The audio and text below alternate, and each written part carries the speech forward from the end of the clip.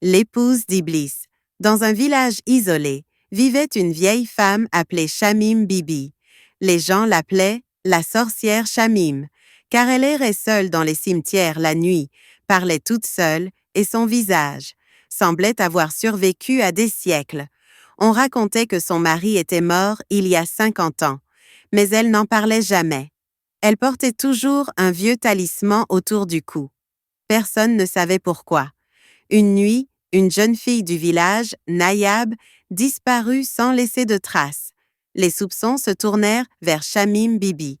Quand les gens vinrent à sa maison, la porte était fermée de l'intérieur. Mais derrière, on entendait une voix grave, profonde, récitant des mots, dans une langue inconnue. Quand la police força la porte, ce qu'ils virent les glaça d'effroi. Shamim Bibi était assise au sol devant elle, le corps sans vie de Nayab. Au milieu de la pièce, un cercle tracé au sang, parsemé d'eau, de symboles et de talismans anciens.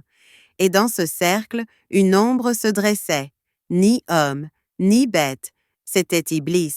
Grand, noir, des yeux en feu. Il disait à Shamim Bibi, « Le pacte est scellé. Maintenant, tu es mienne, mon épouse. » Shamim Bibi se mit à rire, un rire inhumain. Ses yeux devinrent noirs, son corps tremblait, et l'ombre l'emporta avec elle.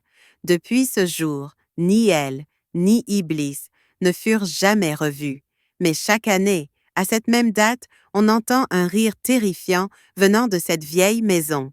Et quiconque ose s'approcher cette nuit-là ne revient jamais. On dit que Shamim Bibi est devenue l'épouse d'Iblis, et chaque année, une nouvelle offrande lui est nécessaire. Conclusion.